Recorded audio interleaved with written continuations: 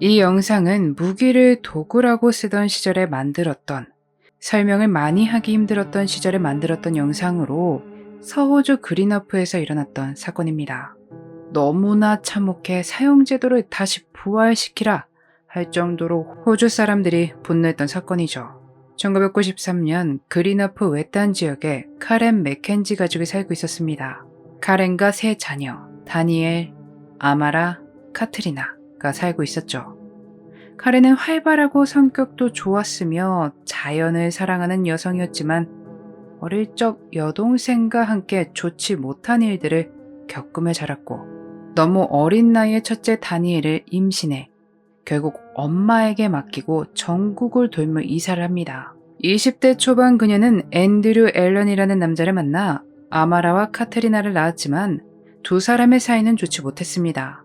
결국 두 사람은 헤어졌고 이번에는 마음을 먹고 집을 구하고 좀 더 다른 인생을 살기로 결심합니다. 첫째 다니엘도 데려오고 아이들을 함께 키우면서 가족이 모여 살기로 합니다. 다니엘은 얼마나 좋았을까요? 그는 엄마를 돕고 여동생도 잘 돌보는 정말 착한 아들이었습니다. 2월 19일 카렌은 열심히 살고 있지만 약간의 여유를 즐기기 위해 다니엘에게 동생들을 부탁했고 파티에 참석합니다. 즐겁게 파티를 즐기고 카렌은 새벽 5시 집으로 돌아왔죠. 2월 21일 가족은 평범한 하루를 보내고 엄마와 여동생들은 잠자리에 들었습니다. 밤 늦은 시간 집 부지 밖에 차가 세워지는 끼익 하는 소리를 들은 다니엘이 밖으로 나왔습니다. 누가 왔나 확인하기 위해서였죠. 집에 찾아온 사람은 농장주 윌리엄 패트릭 미첼로 카렌과 아는 사이였습니다. 미첼은 이날 집에서 술도 마시고 말아피는 나쁜 풀 담배도 피고 나쁜 약을 하다 이 시간에 집에 찾아온 것이었습니다. 다니엘은 그를 쳐다보고 있었고 미첼은 차에서 도끼를 집어들었습니다. 그리고 그걸 휘둘렀죠. 다니엘은 쓰러졌고 그는 집으로 들어갔습니다. 라운지룸 바닥에 매트리스에 잠들어 있는 카렌을 보고 목에 타격을 가했죠. 그는 원치 않는 몹쓸 짓을 저지릅니다. 3번이나. 그리고 미첼은 카렌에게 관심을 끄고 일어나 아마라와 카트리나를 발견합니다. 이번에도 그는 원치 않는 몹쓸 짓을 행했고 그 뒤에 아마라도 카트리나도 해야 합니다. 범행을 전부 저지른 그는 집을 떠났습니다. 그리고 그의 범행은 22일 카렌의 집을 수리하러 온 부부에 의해 발견되어 경찰에 신고가 들어갔습니다. 부부는 차를 몰고 집에 점점 다가가고 있었습니다. 그런데 다가가면 갈수록 바닥에 누군가 누워있는 것이 보였고 이내 차를 멈춰 세웠죠.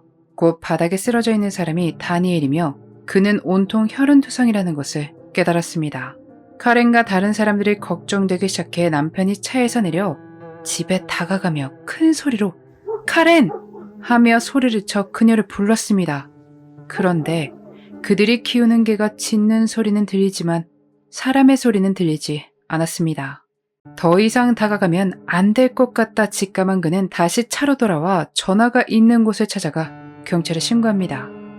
출동한 경찰은 집안의 상황을 보고 너무 끔찍해서 충격을 받았습니다.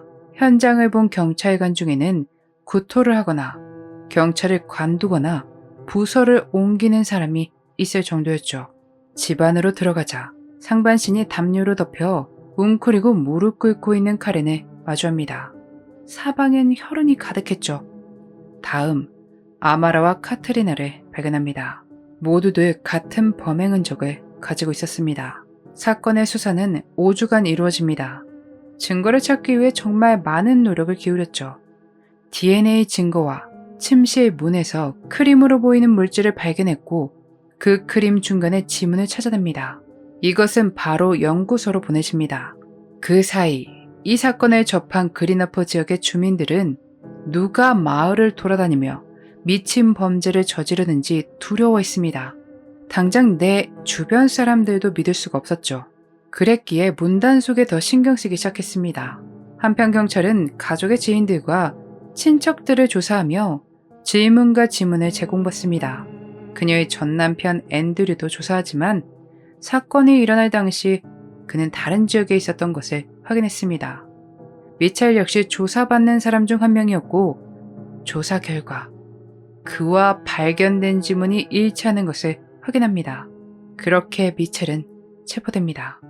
5주 후인 3월 말이었죠. 미첼은 경찰의 추궁에 나는 모르는 일이라며 범행 사실을 부인했습니다. 하지만 시간이 지나자 결국 자백을 합니다. 이유에 대해선 밝혀지지 않았지만 추측하기로 그가 카렌에게 계속해서 자신의 마음을 표현해왔고 최근에 열린 파티에서도 한번 만나보자며 그녀에게 추궁거렸지만 카렌이 거절을 했다고 합니다. 그래서 이에 그가 분노했고 그것 때문에 범행을 저지른 것이 아닌가 추측되고 있습니다.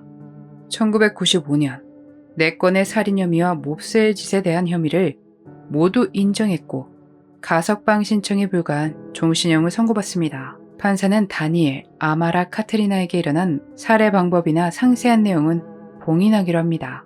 그가 감옥에 들어갔고 이제 끝났다고 생각했으나 또다시 사람들을 분노하게 만드는 일이 벌어집니다.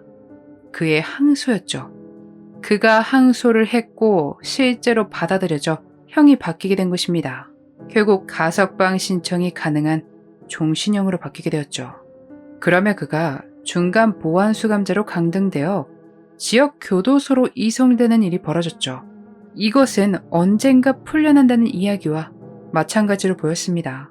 2013년 3년마다 신청이 가능한 가석방 신청을 요청하지만 거부됩니다.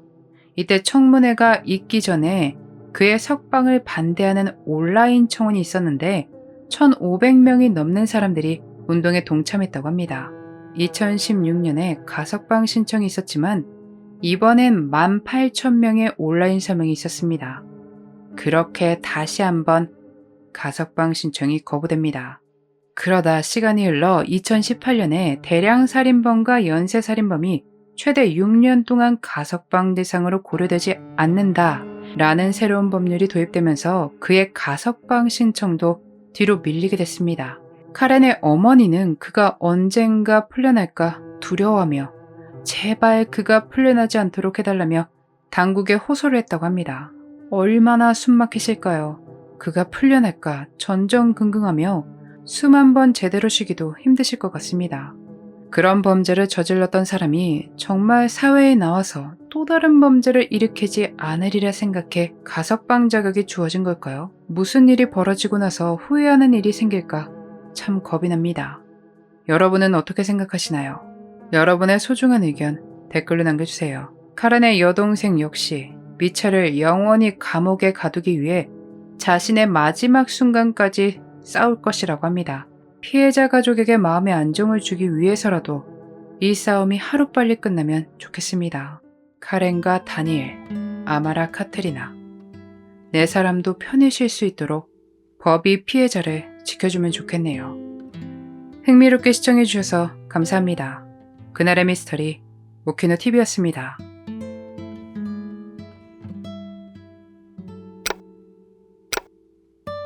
마지막까지 시청해주셔서 감사합니다. 좋아요와 구독은 저에게 큰 힘을 줍니다. 오늘 하루도 수고하셨습니다. 좋은 밤 보내세요.